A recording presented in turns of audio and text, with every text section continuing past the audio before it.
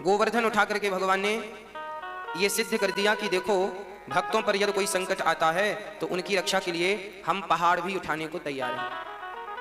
हम पहाड़ भी उठा सकते हैं, इसलिए पहाड़ उठा सकते हैं। आप केवल हम पे भरोसा करो, विश्वास करो। प्रिय भक्तों, भगवत कृपा को प्राप्त करना चाहते हैं तो एक ही कार्य कीजिए, केवल अपने मन मंदिर में भगवान का विश्वास जमा करके रख लीजिए। यदि भगवान ब्रजवासियों की रक्षा के लिए गोवर्धन उठा सकते हैं, इतना बड़ा पहाड़ उठा सकते हैं, तो फिर हमारे लिए भगवान क्यों नहीं कर सकते? ये विश्वास हमें रखना चाहिए। आप अपने विश्वास को कभी टूटने मत दीजिएगा।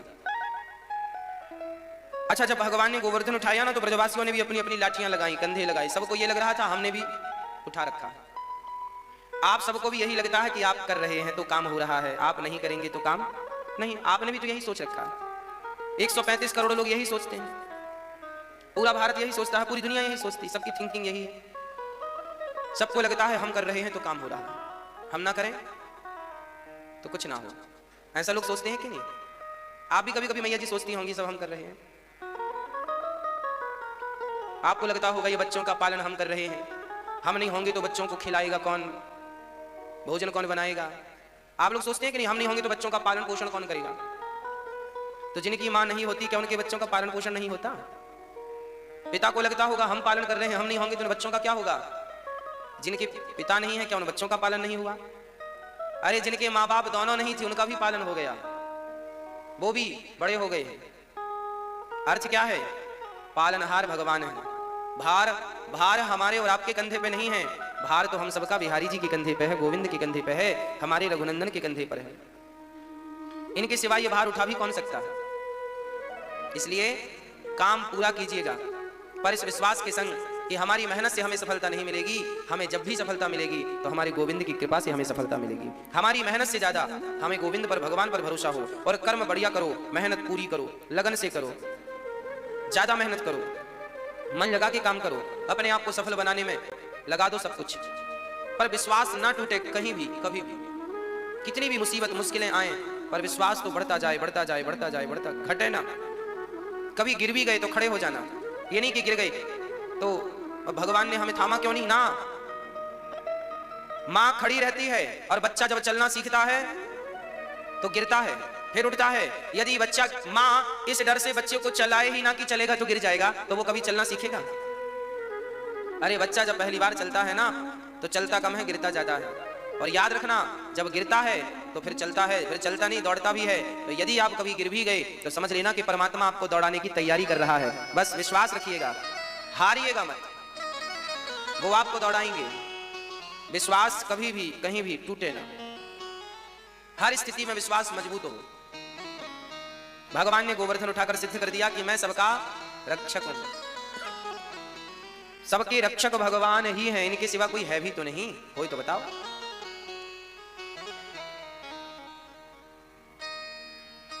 सारे ब्रजवासियों ने कहा कन्हैया हमने पहाड़ उठाया है, तुम खा लो। भगवान ने नीचे किया, सबका अहंकार टूट गया। आज भगवान का मन हुआ कि चलो गोपियां हमें रोज याद करती हैं, आज हम उन्हें याद करें। तो भगवान पिता रात्रि शरदोत्फुल्ल मल्लिका वीक्षरन्तुं मनश्चक्रे योग मायामुपाश्रितः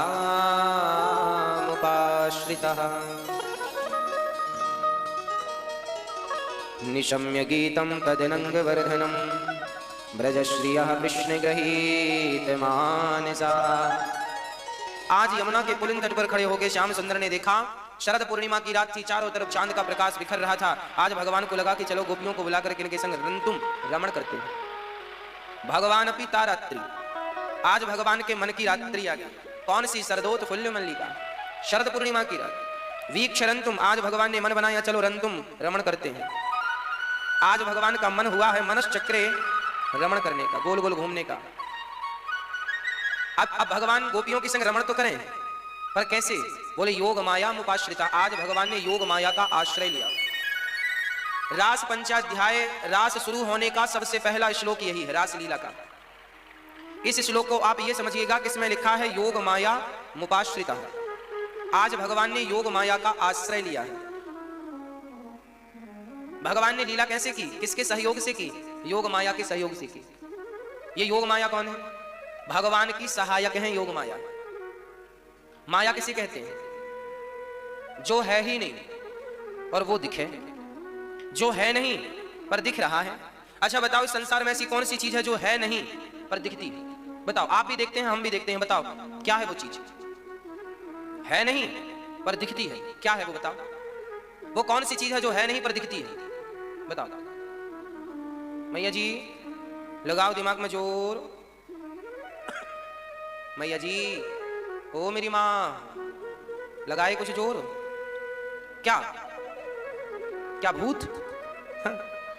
भूत नहीं, भूत भी आजकल दिखते नहीं है बेचारे।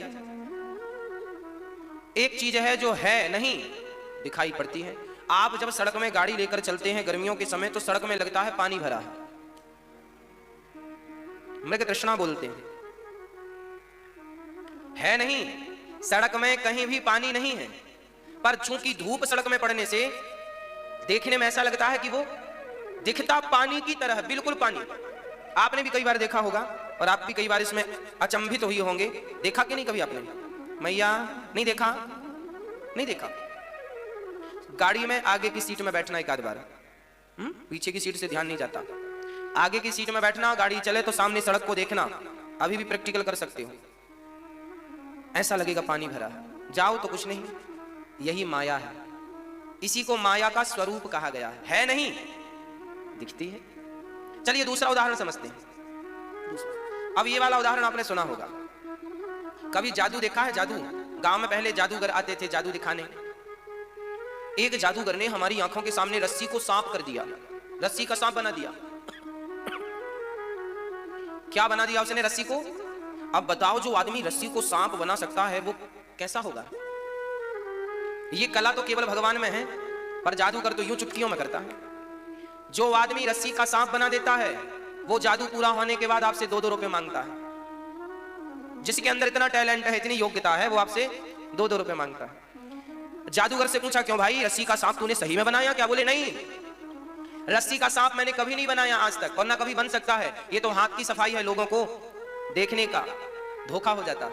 इतनी सफाई से हम काम करते हैं कि लोग समझ ही नहीं पाते। दिख रहा है कि रस्सी का सांप बन गया, आप देख रहे हैं और आपने मान भी लिया कि हाँ सही है, पर वो है नहीं। है नहीं पर दिख बराबर रहा है, इसी को माया कहते हैं। जो है नहीं पर दिख रहा है, ये क्या है? ये क्या है? माया। यही माया है। यही माया तुम्हें और हमें भी नचा रही है। ये संसार भी तो जादू है। तुम्हारी पत्नी, तुम्हारा पति, तुम्हारा बेटा, परिवार, दिख रहा है कि ये सब मेरे हैं। जरा दिल में हाथ रख के कहो कि ये सब तुम्हारे हैं, कोई तुम्हारा नहीं। पत्नी तुम्हारी है नहीं पर दिखती है तुम्हारी सी। पति तुम्हारा है नहीं पर दिखता है तुम्हारा सा। पुत्र तुम्हारा है नहीं पर दिखता है तुम्हारा सा। अरे और तो सब छोड़ दो, ये शरीर जो है ना, ये भी तुम्हारा है नहीं पर लगता है तुम्हारा। ये मेरा शरीर है। यदि तुम्हारा होता ये शरीर तो बुढ़ापे में आंखों में कम दिखने लगा, आपने रोका क्यों नहीं? तुम्हारा था तो आंखें खराब क्यों कर ली? तुम्हारा था तो बुढ़ा क्यों हो गया? तुम्हारा था तो बाल पक क्यों गए? तुम्हारा था तो चमड़ी झूला झूलने क्यों लग गई? क्यों? तुम्हारा था तो तुम बुढ़े ना होते, जवान ही बने रहते। इसका तात्पर्य यह है कि तुम्हारे शरीर को भी तुम रोक सके। कितनी बड़ी माया का उदाहरण हमारे पास है, पर हम समझते नहीं। ये शरीर हमारा है नहीं, पर लगता पूरी जिंदगी यही है कि ये हमारा है। यही माया है। जो तुम्हारा है नहीं पर लगता है कि मेरा, यही माया है। और यही माया के चक्कर में सब पड़े हैं। लोग कहते हैं ना माया माया, यही माया है। जो तुम्हारा नहीं है वो लगता है मेरा है। तुम्हारे दादा परदादा भी कहते थे ये घर मेरा है। आप भी कह रहे हो ये घर मेरा है। आपके बच्चे भी कहेंगे घर मेरा है। घर तो ज्यों का त्यों बना रहा, कहने वाले निपटते गए। तुम्हारा था नहीं पर तुम्हारा सा लगता था। तुम्हारा है, तुम्हारा मेरा है, ये कमरा मेरा है, मेरा है। चले गए, कमरा ज्यों का त्यों पड़ा। कमरे में सोने वाले बदल जाते हैं, कमरा नहीं बदलता। बोलो, यही माया है। इस माया को जिसने समझ लिया वो संसार के सारे दुखों से पार हो गया, और जो इस माया में उलझ गया वो दर दर की ठोकर खा रहा। इसलिए संत जन कहते हैं माया सगी न मन सगा, माया सगी न मन सगा, सगा न यह संसार। संसार भी सगा नहीं, माया भी सगा नहीं, सगी नहीं, और ये मन भी सगा नहीं। ये मन कब कहां भाग जाए कोई गारंटी नहीं इसकी, कोई भरोसा नहीं इसका। मन के चक्कर में ही कई बार परेशानी आ जाती है। इसलिए कहता हूं मन को यहां वहां ना लगाकर भगवान के चरणों में लगाओ। आज भगवान अपने मन को गोपियों के आवाहन में लगाते हैं। योग माया का आश्रय। अच्छा, भगवान ने योग माया का आश्रय क्यों लिया?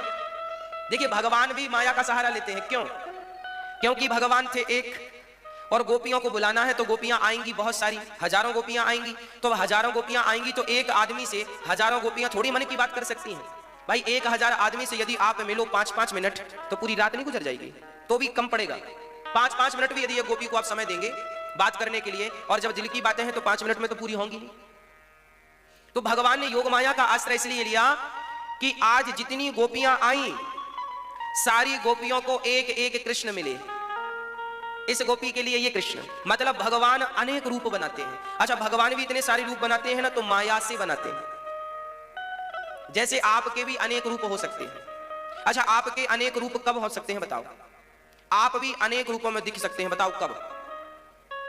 कब? जब आपके सामने बहुत सारे दर्पण हो तब। आपके सामने ढेर सारे दर्पण रख दिए जाएं, कांच, तो जितने दर्पण होंगे आप उतने ही दिखेंगे ना। 100 दर्पण होंगे तो आप कितने हो जाएंगे? 100। आपको 100 करने के लिए हमें दर्पण ही 100 खरीदने हैं बस। आप तो एक ही रहेंगे पर 100 में दिखने लगेंगे। तो जो दर्पण काम करता है ना, वही काम माया करती है। एक कृष्ण को उसने हजारों के रूप में परिवर्तित कर दिया, और जितनी गोपियां आई सबको एक एक कृष्ण मिले। इसलिए लिखा है योग माया मुपाश्रिता। भगवान ने योग माया का सहारा लिया।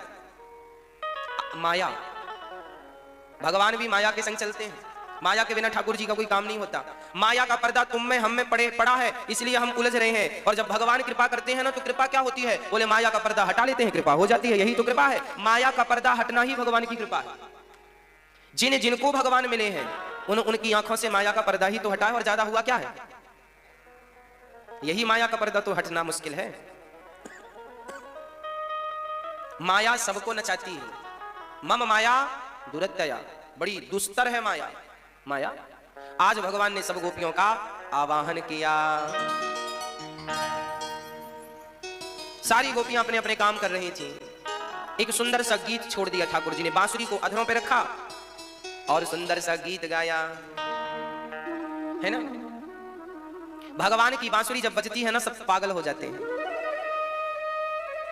ऐ श्याम तेरी बंसी पागल कर जाती है।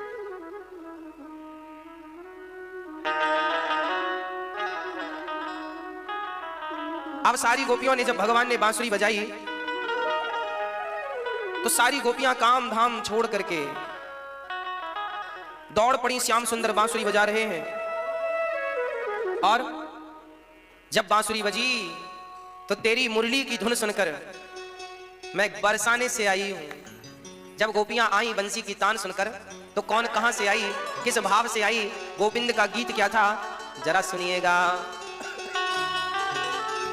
तेरे मुरली की धुन सुनकर मैं बरसाने से आई हूं, मैं बरसाने से।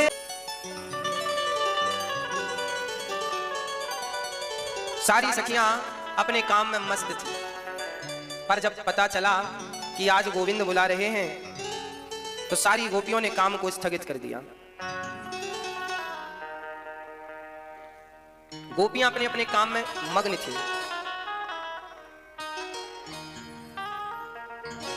क्या कर रही थी गोपियां? सुखदेव भगवान कहते हैं,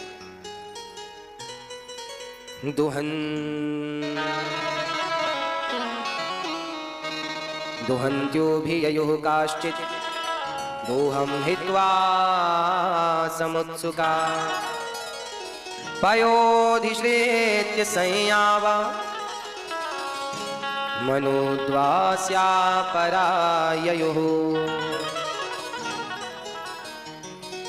दोहन्त्यो भी ययुः काश्चित् दोहं हित्वा समुत्सुका आज सारी गोपियां काम कर रही थी अपने घर का, तभी बांसुरी सुनाई पड़ी कानों पर। सारा काम धाम छोड़कर गोपियां दौड़ पड़ी कृष्ण से मिलने के लिए। एक सखी तो गाय दोह रही थी, गाय को दोहता हुआ छोड़कर सखी दौड़ पड़ी, वहीं गाय वहीं बर्तन वहीं दूध, चल पड़ी कृष्ण से मिलने के लिए। दोहंतो भी अयो काश्चित दोहम हित्वा समुत्सुकाः, गाय दोहना छोड़ दिया, दौड़ पड़ी। देखिए भगवान से मिलने की उत्कंठा कैसी होनी चाहिए। एक आदमी स्वामी विवेकानंद जी से कहने लगा, स्वामी जी ये बताओ भगवान कब मिलेंगे? आपके मन में भी ख्याल आता होगा भगवान कब मिलेंगे? सबके मन में ये आता है, जो भक्त कोटि के लोग हैं ना, जो भक्ति के पथ पर चल रहे हैं, सबके मन में विचार आता है कि भगवान कब मिलेंगे। एक बार स्वामी श्री विवेकानंद जी गंगा में स्नान कर रहे थे, तभी एक व्यक्ति आया, बोला स्वामी जी भगवान कब मिलेंगे? स्वामी जी ने कोई उत्तर नहीं दिया। फिर पूछा स्वामी जी भगवान कब मिलेंगे? स्वामी जी ने फिर कोई उत्तर नहीं दिया। तीसरी बार बोला स्वामी जी भगवान कब मिलेंगे? तो स्वामी जी ने बुलाया, यहाँ आ तुझे भगवान दिखाता हूँ। गया, बोले बताओ कब मिलेंगे भगवान? स्वामी जी ने उसका सिर पकड़ा, पानी में गंगा जी में डुबा दिया और कस के पकड़ लिया, पानी के भीतर वो डूबा रहा। अब वो तड़पा, छटपटाया निकलने के लिए। जब उसकी श्वास बिल्कुल रुकने लगी, बहुत जोर लगा के निकला और स्वामी जी की तरफ देख के बोला पागल हो गए हो क्या? स्वामी जी बोले क्या हुआ? बोले मैं छटपटा रहा था बाहर निकलने के लिए। स्वामी विवेकानंद जी ने कहा, जैसे तू बाहर निकलने के लिए छटपटा रहा था, जिस दिन तू भगवान के लिए इतना छटपटाएगा उसी दिन भगवान तुझे मिल जाएंगे। भगवान के लिए हमारी छटपटाहट कहाँ है? हम छटपटाते कहाँ हैं? हम तो छटपटा रहे हैं संसार के सुख के लिए, तड़प रहे हैं, तरस रहे हैं। हाँ, एक आदमी की शादी नहीं हो रही थी, बड़ा परेशान था, शादी करा दो, शादी करा दो, शादी करा दो।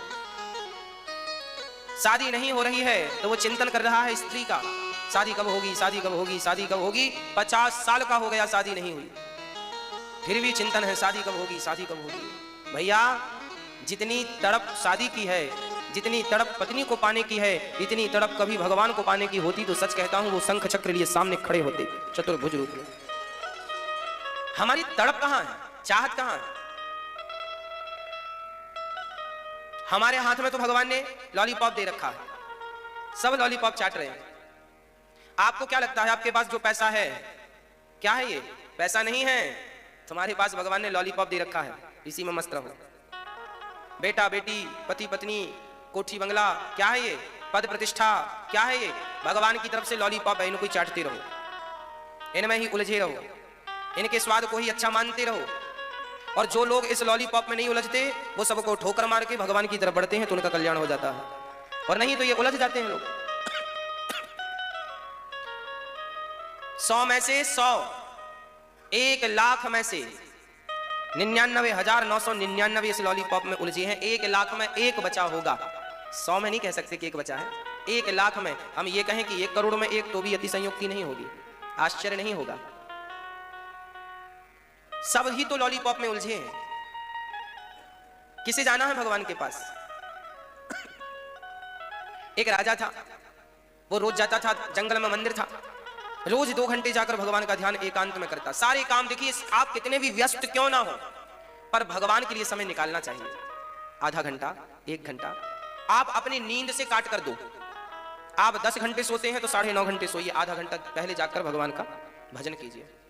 आप सवेरे 5 बजे उठते हैं तो 4:30 बजे उठिए, 6 बजे उठते हैं तो 5 बजे उठिए, 7 बजे उठते हैं तो 6 बजे उठिए। अपनी नींद से 1 घंटा आधा घंटा काट के वो नींद का बचाया हुआ समय भगवान को दीजिए। क्या करेंगे सो के? सो तो लिया बहुत, और सोने से फायदा क्या है? 6 घंटे की नींद भी बहुत होती है, 7 घंटा ठीक है। स्वस्थ व्यक्ति को 6-7 घंटा बहुत है, ये नहीं कि दिन पूरी रात पूरा दिन सोए। किसी भी हाल में 5 बजे जाग जाओ, 5 बजे नहीं तो 5:30 बजे तो जाग जाओ, और बस भगवान का चिंतन करना शुरू कर दो। प्रिय भक्तों, एक राजा थे, वो रोज सवेरे जाते भगवान के मंदिर में, जंगल में एक बना रखा था एकांत में, ताकि झंझट से बचूं और भगवान का चिंतन एकांत में करूं। एक दिन भगवान प्रसन्न हो गए, राजन आपकी त्याग तपस्या से मैं प्रसन्न हुआ, आपका बहुत व्यस्ततम जीवन है, फिर भी आप समय निकालकर मेरे पास आते हैं। आपकी तपस्या से, त्याग से मैं खुश हुआ। बोलो तुम्हें क्या चाहिए? राजा ने कहा, महाराज हे प्रभु, आपके चरणों में हमारा प्रेम बना रहे, हमें यही चाहिए, और एक छोटी सी और इच्छा है। हाँ हाँ बोलो। राजा ने कहा, देखो हमारी जितनी प्रजा है सबको यदि आपका दर्शन हो जाए तो सब कृतार्थ हो जाएंगे, एक बार हमारी संपूर्ण प्रजा को आप दर्शन करा दीजिए अपना। भगवान ने कहा, देखो वैसे तो तपस्या आपने की है, दर्शन के अधिकारी तो आप हैं, पर आप कह रहे हैं कि सबको कराओ, तो चलो आपकी हम बात अधूरी नहीं छोड़ेंगे, पूरा करते हैं। कल सुबह आप सबको लेकर आ जाना, ठीक 10 बजे। ठीक है। राजा गए, गांव में डिंडोरा पिटवाया, सुनो सुनो कल सुबह जल्दी निकलना है, 6 बजे निकल चलना, भगवान से मिलना है। 10 बजे का टाइम दिया है भगवान ने, चलो कौन कौन चलेगा। नगर नगर गांव गांव तक खबर गई, सब तैयार। शाम को ही डिंडोरा पीटा, सब रात को इकट्ठे हो गए, कीर्तन भजन पूरी रात किया, सवेरे नहा धो के चल पड़े सारे लोग। चले सारे लोग कीर्तन करते हुए, ढोल नगाड़े बजाते हुए, झूमते हुए, आज भगवान के दर्शन मिलेंगे, आज भगवान मिलेंगे, सब प्रसन्न थे। पर बेचारे क्या जानते थे कि रास्ते में माया का भी ढेर लगा है। आगे चले तो पैसों का ढेर लगा था। गांव वालों ने पहली बार, राजा की प्रजा ने पहली बार इतना पैसा देखा। अब राजा की सारी प्रजा पैसे देखकर पागल हो गई, उलझ गए पैसों में, चढ़ गए ढेर में और सब समेटने लगे। सब कह रहे हैं भैया हमें पता होता तो हम झोला लेके आते, पर बेचारे झोला लाए नहीं। जिनके गले में दुपट्टा था उसी पर झीना झपटी, दुपट्टा हमें दे दो हम बांधेंगे। नहीं तेरा दुपट्टा थोड़ी हमारा, जिसका जितना बड़ा दुपट्टा वो उतना बड़ा आदमी बन गया, क्योंकि दुपट्टा बड़ा तो माल भी ज्यादा आएगा। जिनके पास बेचारे रुमाल ही ले गए थे नाक पहुंचने के लिए, वो बड़े नुकसान में रहे, उनका बड़ा नुकसान हुआ। तो अब रुमाल में कितना आएगा। राजा ने कहा भैया चलो देखो भगवान मिलने वाले हैं,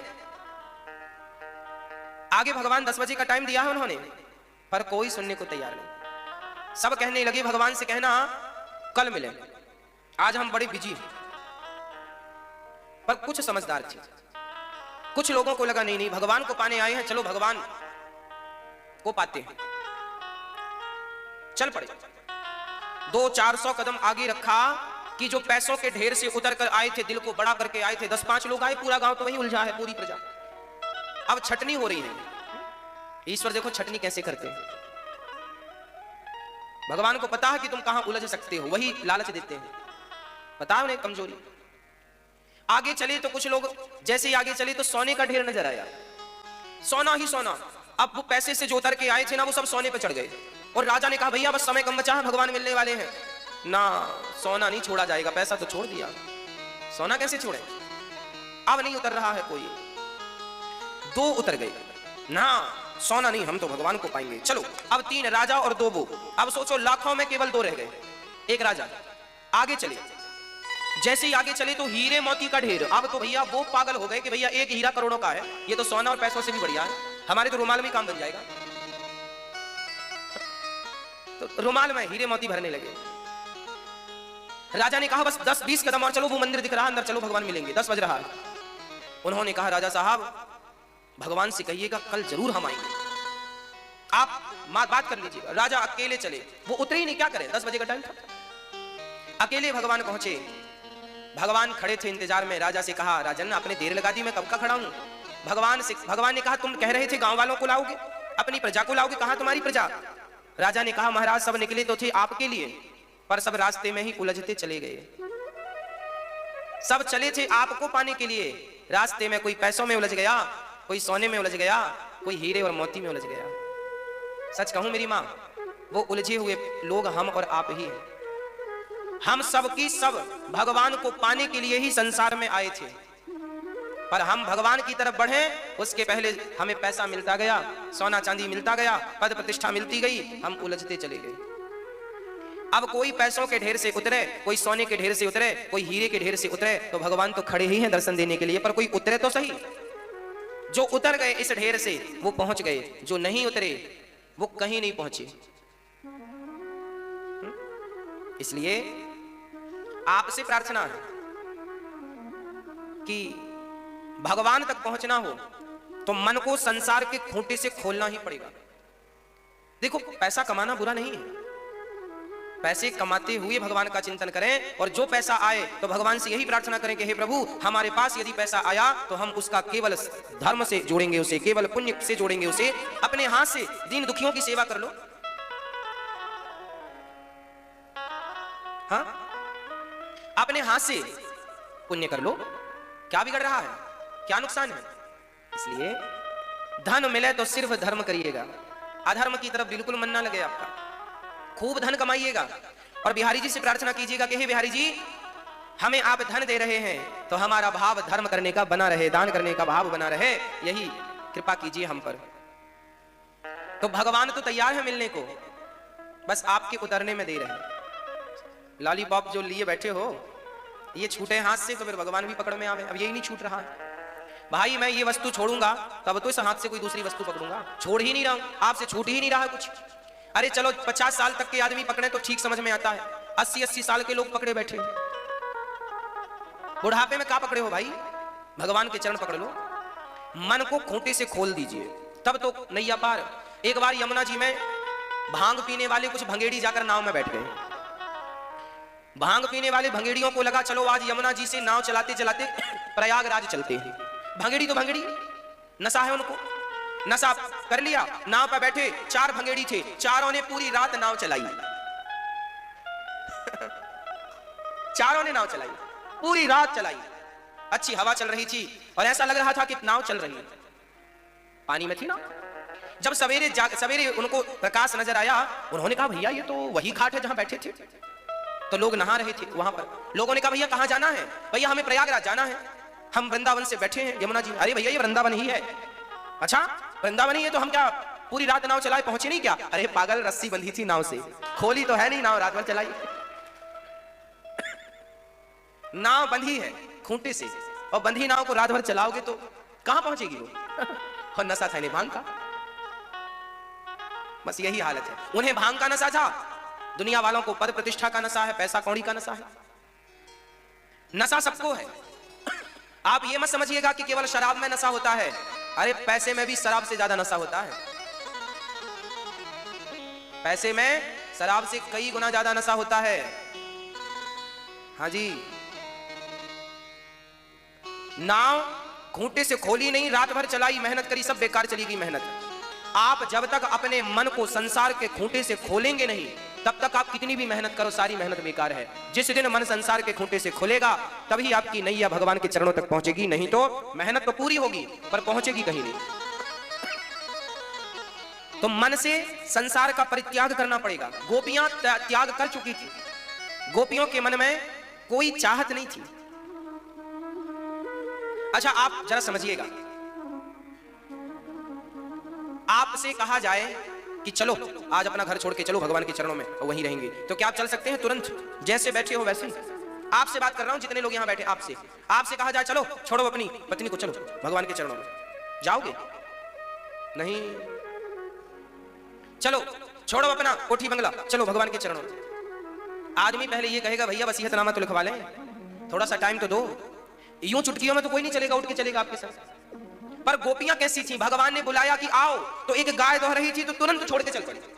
दुहंत्यो भी ययो काश्चे दोहम हित्वा समत्सुका। एक सखी आंखों में काजल लगा रही थी, एक में लगा ही नहीं, एक में लगा रही थी और बंसी सुनाई पड़ी। अच्छा आप एक आंख में काजल लगाएं और आपका पति हॉर्न बजाए जल्दी आओ लेट हो रहे हैं, लेट हो रहे हैं, तो आप दूसरी में लगाएंगी तब ही जाएंगी।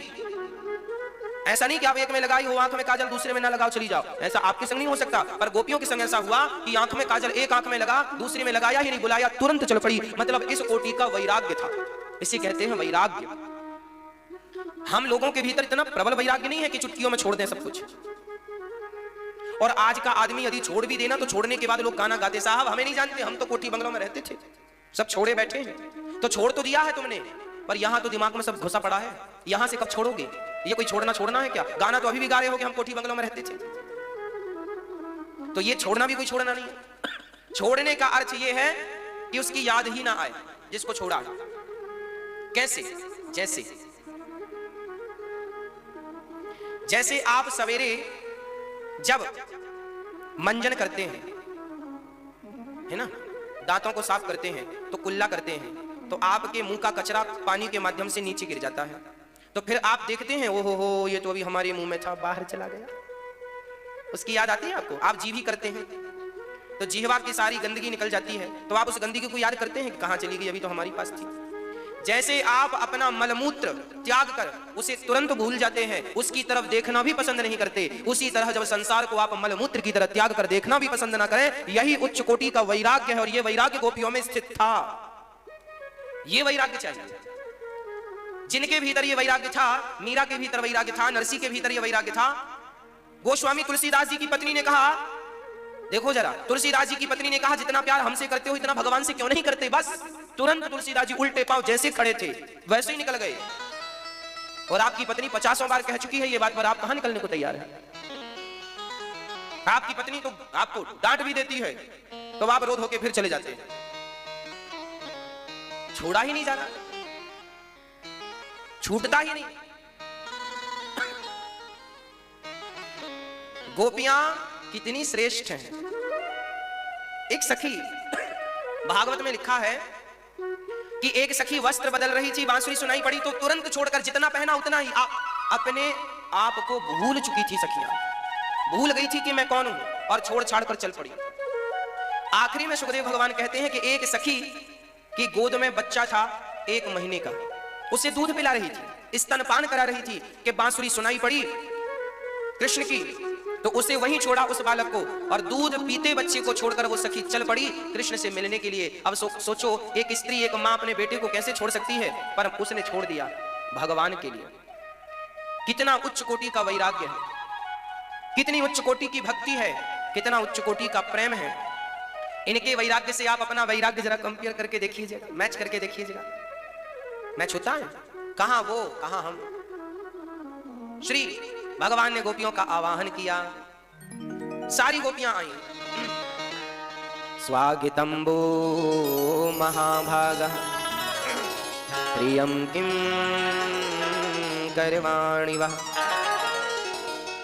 ब्रजस्यानामयं कश्चित् भूतागमन कारणम्। आज भगवान के सामने गोपियां आई, भगवान ने स्वागत किया। स्वागतंबो महाभागा प्रियम किम करवाणी वा। आओ, स्वागत है, ये बताओ कि आपको प्रिय लगे, अच्छा लगे, ऐसा कौन सा काम करूं मैं। आओ, भगवान ने स्वागत किया। आओ स्वागतंबो महाभागा, आओ। भगवान ने कहा आ गई हो। अब सारी गोपियां आ गई, एक गोपी थोड़ी आई, हजारों गोपियां आई। सब काम धाम छोड़ छोड़ के भगवान की तरफ बढ़ने लगी। भगवान ने स्वागत किया, आओ। महाभाग कहा, स्वागतंबो महाभागा। ये महाभाग कौन है? भागवत जी में भगवान ने अम्बरीश को महाभाग कहा और गोपियों को महाभाग कहा। महाभाग कौन?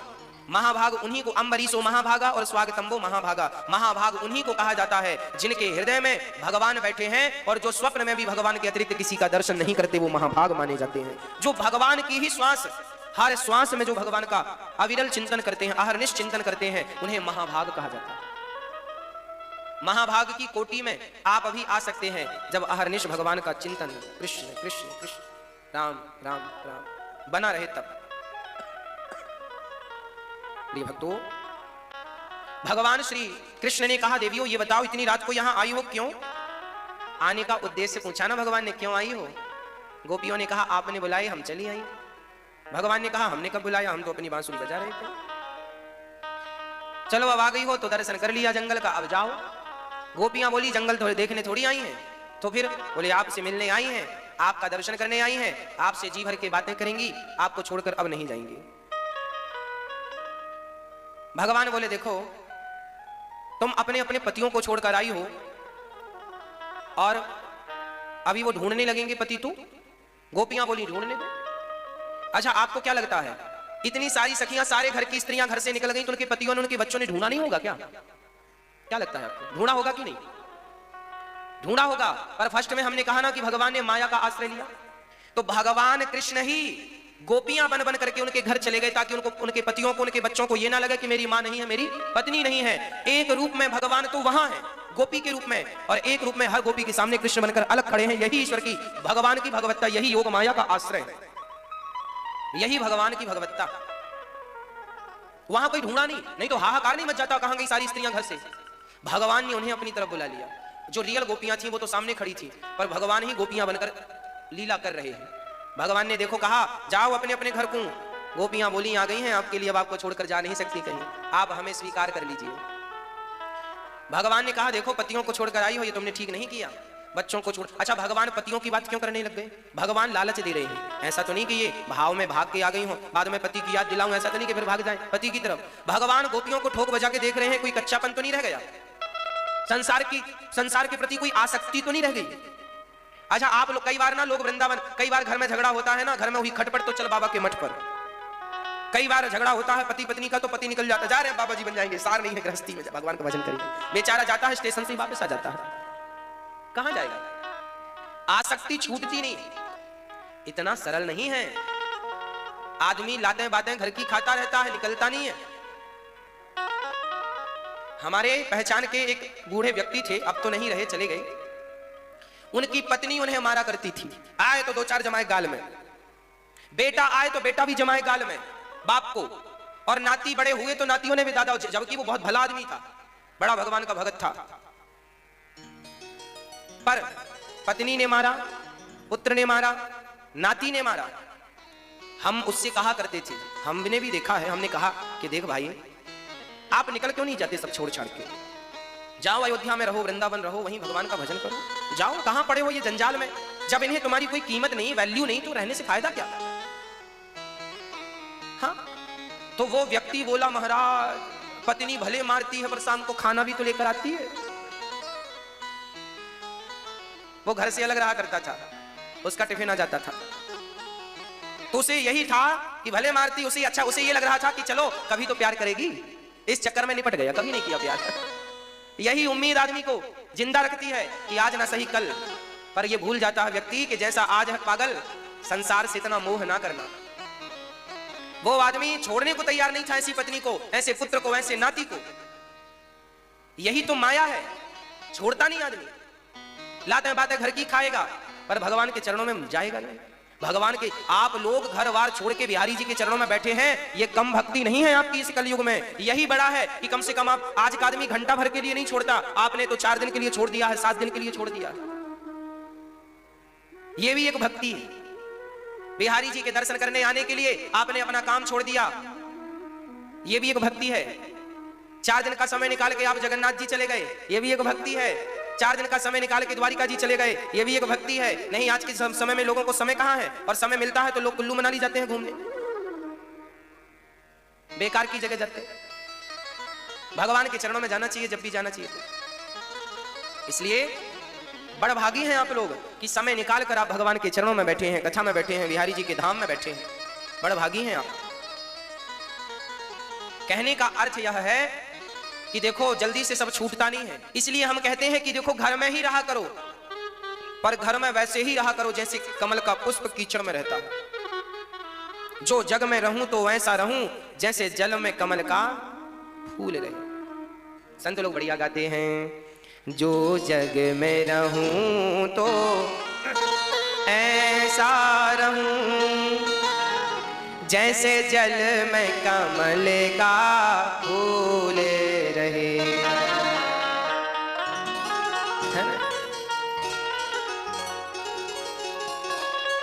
जो जग में रहूं तो ऐसा रहूं जैसे जल में कमल का फूल रहे। मेरे सब गुण दोष समर्पित हो भगवान तुम्हारे चरणों में, अब सौंप दिया इस जीवन का। सारी गोपियां आई, भगवान देख रहे हैं कच्चे तो नहीं है, कच्चे तो नहीं है। हम तो कह रहे हैं कि आप 40-50 साल तक खूब घर परिवार में रहिएगा, पर इसके बाद धीरे धीरे मन को पत्नी से, पुत्र से निकालना स्टार्ट कर दीजिएगा। और हम देखते हैं कि आजकल बुढ़ापे में ज्यादा पुत्र परिवार में मोह होता, मेरा नाती है, मेरा नाती, नाती नाती। दादा तो बस नाती का ही परिचय कराते, मेरा नाती, मेरा नाती ऐसा, मेरा नाती वैसा। सब सी चीजों से मन हटाओ, इसमें कोई फायदा नहीं है कि तुम्हारा नाती है सो है भाई, वो अपना काम है, तुम अपना करो। नाती जवान है, छोटा है, वो अपना काम करे। अब तुम बुढ़े हो गए, तुम अपने में लग जाओ भगवान में।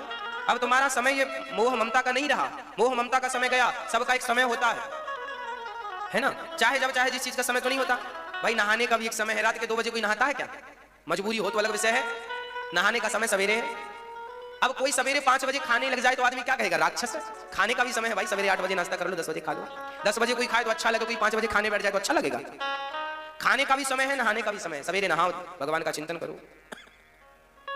सबका समय है, शादी का समय है, बच्चे पैदा करने का समय है, पैसे जोड़ने का भी समय है, काम धाम करने का भी समय है। अब बुढ़ापा आ गया, अच्छा नहीं लगता कि आप यहीं उलझे रहो। सारी गोपियों को भगवान ने कहा अपने अपने घर जाओ, पति और पुत्रों को देखो, यही तुम्हारा सार है। पति को कभी नहीं छोड़ना चाहिए। भगवान ने नारियों को उपदेश और कर दिया। पति कैसा भी हो, अंधा हो, लंगड़ा हो, बहरा हो, काना हो, गरीब हो, अमीर हो, छोड़ने का नहीं पति को।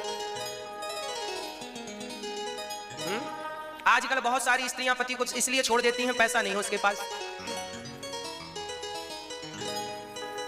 पति को कभी नहीं छोड़ने का, पति गरीब हो या अमीर हो, छोड़ने का नहीं। भगवान शास्त्रों में लिखा है,